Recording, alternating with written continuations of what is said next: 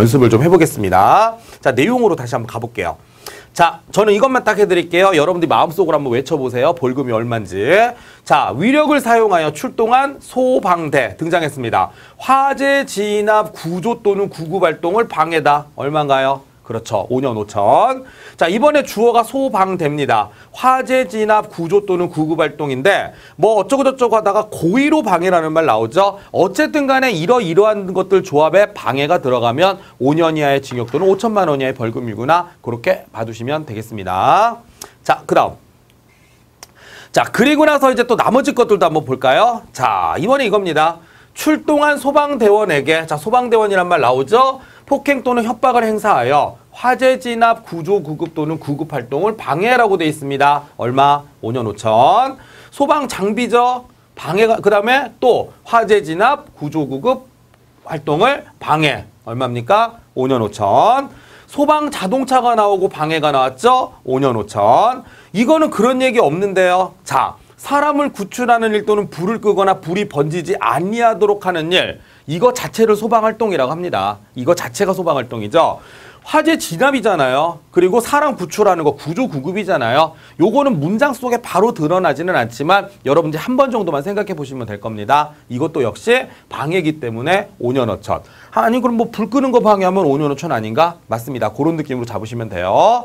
자, 그리고 여기는 용수시설 또는 비상소화장치잖아요. 근데 여기도 뭐라고 돼 있습니까? 여기에 방해라는 말이 나오죠. 이렇게 되면 5년 5천이 되는구나. 아까 전에 제가 필기해서 적어드린 거 있죠. 그거를 딱 생각하시면 여러분들이 쉽게 뭐 아실 수 있을 거란 생각이 듭니다. 아시겠죠? 예, 그렇게 한번 적응을 해보시고요. 자, 이걸 가지고 한번 연습을 해볼게요. 정말로 되느냐 안 되느냐 보겠습니다. 자, 키워드 찾아보세요. 5년 5천입니다. 처하는 자가 아닌 거 물어봤습니다. 해볼까요? 소방자동차 방해 5년 5천. 소방대, 이거 뭐죠? 생활안전활동. 자, 좀 이따 할게요.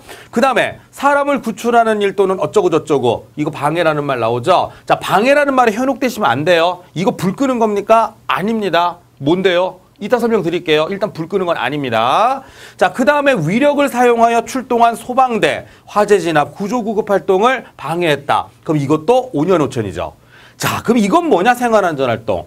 불 끄는 거나 구조구급은 아닙니다. 그럼 뭐죠? 그거 이외에 소방관들이 하는 거? 그렇죠. 위해동물 잡는 거. 그러니까 뭐 멧돼지라든가 아니면은 무슨 뭐 벌집을 제거한다든가 뱀을 잡는 거. 아니면 고드름을 제거하는 거. 아니면 뭐 이렇게 기계 같은 데 누가 껴있다든가 아니면 이렇게 고립됐을 때 구하는 거 있죠? 그런 걸 묶어서 생활안전활동이라고 합니다. 그 생활안전활동을 방해한 겁니다. 이거는. 알겠습니까? 소방활동 외에 그냥 국민들이 불편함을 해결해 주는 걸 생활안전활동이라고 하는데 그거를 방해했을 때는 이건 얼마입니까? 이거는 100만 원 이하의 벌금입니다. 그래서 요게 좀 조항이 다릅니다. 그래서 답은 몇 번입니까? 2번을 체크해 주시면 되겠구나 라는 것입니다. 알겠죠? 자, 여기 또 밑에 보니까 써놨어요. 그래서 해설을 보시면 아마 여러분들이 더 쉽게 이해를 하실 수 있을 거라는 생각이 듭니다. 나머지는 저희가 외운 대로 적용이 됐으니까요. 아마 쉽게 외우실 수 있을 거라는 생각이 듭니다. 잘 봐두시고요. 자, 그리고 3년 이하의 징역 또는 3천만 원 이하의 벌금, 그리고 300만 원 이하의 벌금이 나오는데요. 자, 한번 잘 보세요. 이런 겁니다. 제가 보기에는 이게 아주 간략하게 잘 돼 있네요. 그냥 원래는 이거 따지는 게 좀 쉽지가 않거든요. 근데 여기서는 키워드가 딱 나와 있습니다. 요대로만 나온다면 여러분들 문제 푸는 거 어렵지 않습니다. 보겠습니다. 화재가 발생하거나 불이 번질 우려가 있는 소방대상물. 자, 눈앞에 불타고 있는 건물을 생각하세요. 자, 그러더니 갑자기 강제처분을 방해했다는 말 나오죠? 바로 그거네요. 강제처분 방해는 3년 3천입니다. 3년 이하의 징역 또는 3천만 원 이하의 벌금. 뭐죠? 강제처분 방해. 이렇게 외우시면 되겠습니다. 자, 그리고 300만 원 이하의 벌금인데요. 저는 이렇게 생각해요. 이거 비밀누설입니다. 비밀누설이라는 말이 나오면 제가 좀 다른 그 예외를 말씀드리기 전까지는 그냥 비밀누설 300만 원 이하의 벌금이다. 다른 문장 없이 특히 이게 화재조사라는 말이 나오는데요. 화재조사를 하다가 비밀을 누설하게 되면 300만 원 이하의 벌금. 자, 서로 같은 말입니다. 화재조사를 할 때 관계인의 정당한 업무를 방해하거나 그러니까 조사를 빙자해서 가서 갑질을 하면 안 된다는 얘기입니다. 뭐 관계인 와보세요, 가보세요, 다시 와보세요, 뭐 다시 가보세요. 이런 식으로 관계인의 정당한 업무를 방해하든지 아니면 요 화재 조사를 통해 알게 된 비밀을 누설하게 되면 300만 원 이하의 벌금이구나 이렇게 기억을 하시면 되겠습니다. 그래서 그 정도로 한번 봐두시면 되겠고요. 자, 그리고 이제 100만 원 이하의 벌금이 등장을 합니다. 100만 원 이하의 벌금인데 여기 100만 원 이하의 벌금에 굉장히 많은 내용들이 있습니다. 이거 외우시기가 제일 힘드실 것 같아요. 근데 어쩔 수 없습니다. 시간을 가지고 조금 여러분들이 외워주시면 좋겠어요. 자, 예를 들어 이겁니다. 우리 화재경계지구 지정을 했어요. 화재경계지구 지정하잖아요. 이거 소방특별조사가 의무입니다. 자, 이게 의무인데 의무란 얘기는 소방관들이 1년에 한 번씩은 가가지고 화재경계지구 안에 있는 소방대상물은 소방특별조사를 무조건 한다는 겁니다. 요게 이 의무예요. 그래서 연 1회 이상 실시를 해야 돼요. 실시해야 되는데 실시하러 갔더니 그거를 거부, 방해 또는 기피를 했대요. 나 안 받을 거예요. 막 이런 건데 안 받는 게 어디 있습니까? 법에 받으라고 돼 있는데. 그런데도 좀 속된 표현으로 개겼어요. 그러면 이거는 100만 원 이하의 벌금이다. 이렇게 생각하시면 됩니다. 이거 중요해요. 이건 여러분들이 따로 좀 외우셔야 돼요. 그래서 화재경계지구 안에 소방특별조사로 왔는데 개겼다. 자꾸 이제 속된 표현 써서 죄송한데요. 개겼다 그러면 좀 외우기 쉬워지니까. 그래서 100만 원 이하의 벌금이구나. 이렇게 보시면 되겠습니다. 자, 그리고 아까 말씀드린 거 생활안전활동 방해 나왔네요. 멧돼지 잡아야 되는데 막 못 잡게 방해했어요. 그 멧돼지 도망가 버렸어요. 그러면 그분은 생활안전활동 방해이기 때문에 요것도 100만 원 이하의 벌금이 되는 것입니다. 잘 봐두시고요. 외울 때는 그냥 전 이렇게 외웠어요. 멧돼지 100벌금 이런 식으로.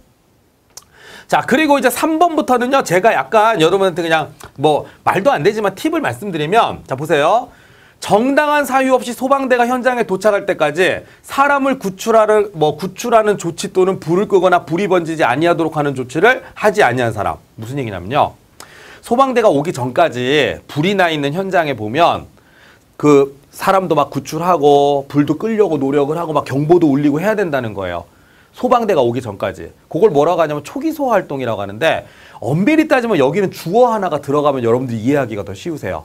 자, 길 가는 사람이 사람 안 구했다고 뭐라고 할까요? 길 가는 행인인데 굳이 구할 의무가 있는 건 아니죠. 그러면 이런 의무를 갖고 있는 사람은 누굴까요? 건물주, 관계인입니다. 관계인. 건물주나 거기 살고 있는 사람이나 아니면 관리인이겠죠. 그래서 사실은 요거는 뭐랑 관련돼 있냐면 관계인으로서 자, 내가 관계인인데 요러면 좀 더 정확해요. 관계인이 정당한 사유 없이 소방대가 현장에 도착할 때까지 이런 걸 안 했어요. 자, 이러면 이제 이해되시죠? 왜 이게 죄가 되는지. 아니, 관계인인데 네 건물에 불 났는데 사람들 대피 안 하고 뭐 했어? 소방대 오기 전까지. 알리지도 않고 너만 튀면 어떡해? 이런 느낌이잖아요. 그죠? 그래서 저는 이걸 어떻게 외웠냐면은 관계인이 요걸 위반하면 100벌금이잖아요. 그래서 이거를 관백이다 이렇게 외웠습니다. 관백. 관계인 100만 원 이하의 벌금. 자, 그럼 이거는 뭐라고 외웠을 것 같아요? 피난명령 위반한 거? 그렇죠. 아까 적어드린 거. 피난명령 위반 100만 원 이하의 벌금. 피백. 피백입니다. 자, 그리고 5번째, 6번째는 사실 저는 이거 묶어서 얘기를 하는데 보통은요.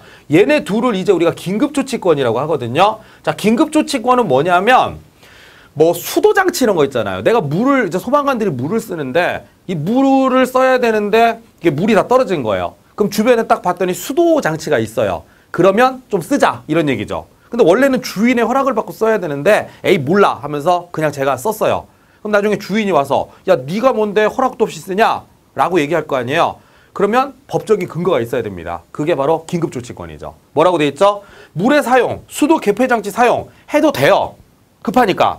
그런데 그걸 굳이 못하게 막으면 안 된다 이런 얘기죠. 아니 우리 집 수도 함부로 쓰면 안 되죠. 막을 수도 있지 않나요? 손실보상 다 해주거든요. 손실보상 조항이 있음에도 불구하고 이걸 굳이 막았다 그러면 그걸 오히려 죄가 될 수 있다 이런 얘기입니다. 자, 그래서 어쨌든 자 개폐장치라는 말이 나올 거예요. 이 개폐장치를 여는 거, 수도의 개폐장치 여는 걸 방해했다. 그럼 100만 원 이하의 벌금이죠. 전 이렇게 외웠습니다. 개백, 관백, 피백, 개백. 이거는요. 이것도 똑같은 말이에요, 사실은. 이게 지금 27조 2항이라고 돼서 여러분들 이게 뭔가 싶으실 건데 얘는 지금 개폐장치, 수도 개폐장치를 여는 거잖아요. 이거는 사실은요. 전기라든가 가스라든가 유류시설의 개폐장치를 잠글 수 있다 이런 뜻이에요. 예를 들어 전기화재가 발생하잖아요. 그럼 전기화재를 끄는 제일 좋은 방법은 전기를 내리는 겁니다. 유류화재가 발생했을 땐 유류 밸브를 잠그는 겁니다. 근데 그거 허락 안 받고 그냥 제가 해도 돼요. 전기화재 끄기 위해서 마을 주민들의 허락을 안 받고 전기를 내려버렸어요. 괜찮다 이런 얘기입니다. 물론 손실보상은 해줍니다. 그런데 굳이 그걸 방해하지는 말라 이런 얘기죠. 그래서 이 두 개가 지금 긴급조치에 관한 내용인데 저는 그냥 어쨌든 간에 얘네 둘은 개폐장치를 쓰는 거기 때문에 개백이다 이런 식으로 외웠어요. 좀 어려우시겠지만 이런 식으로 기억을 하시면 우리 사실 벌칙 문제는 키워드 싸움이에요. 기억이 나느냐 안 나느냐 이 싸움이거든요. 왜냐하면 이 조문을 가지고 바꿔서 내진 않을 테니까요. 자, 그래서 그렇게 외워주시는 게 좋지 않겠냐? 뭐 이런 생각이 듭니다. 그래서 요 정도 보시고 뭐 여러분들이 보다시피 제가 이 부분에서 지금 설명을 길게 하잖아요. 왜 그럴까요? 요 부분이 헷갈려요. 그래서 이렇게 봐두시면 좋을 것 같습니다. 좋습니다. 자, 그래서 이렇게 보시면 되겠고요. 그 다음에 여기 양벌 규정이라는 말이 나오는데요. 저는 요런 걸 딱 보시면 될 것 같아요. 양벌 규정이잖아요. 양쪽 다 벌을 준다 이런 얘기예요. 양쪽 다 벌을 준다. 근데 조심하실 게 이때 벌이라고 하는 건 징역 또는 벌금을 말하는 겁니다. 여기까지만 얘기하는 거예요. 징역 또는 벌금이지 여기에 뭐가 들어가지 않습니까? 과태료 조항은 들어가지 않습니다. 과태료는 아니라는 겁니다. 과태료는 양쪽 다 주는 게 아니라 한쪽 위반한 사람한테만 부과를 하게 돼 있어요. 그래서 혹시 나중에 양벌 규정이 적용되니 적용되지 않니 이거 물어보잖아요. 그럼 그거는 벌금이니 과태료니 이거 물어보는 겁니다. 벌금을 맞는 사람은 양벌 규정이 적용되고요. 과태료를 부과받은 사람은 양벌 규정이 적용이 안 됩니다. 그럼 여러분들 물어보죠. 그 양쪽이 누군가요?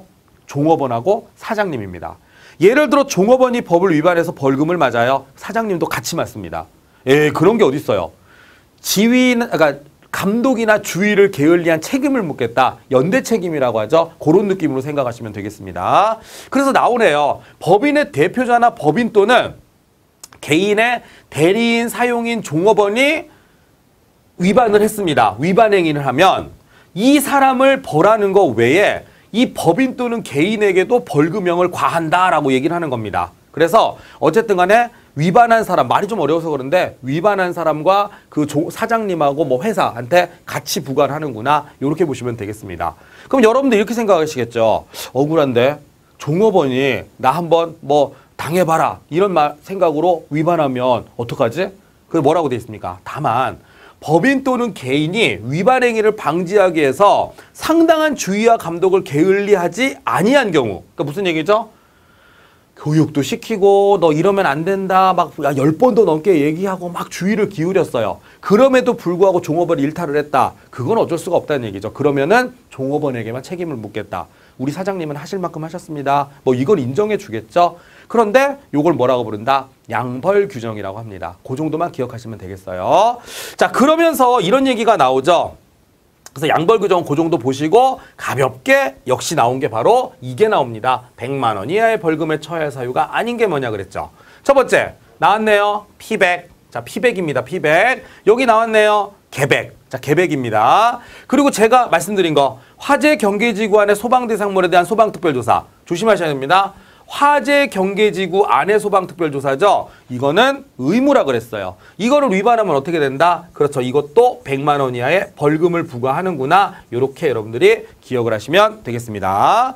자, 그런데 네 번째입니다. 이 4번에 뭐가 나오냐면 소방용수시설이나 소화기구 및 설비 등의 설치명령을 위반했다라는 말이 나오죠. 설치명령을 위반했네요. 그럼 어떡합니까? 뭐 어떡해요? 설치하면 되죠. 그런데 하는데 혼나야죠. 그래서 설치명령 위반이라는 말이 나오면 이거는 혼납니다. 그래서 200만 원의 과태료.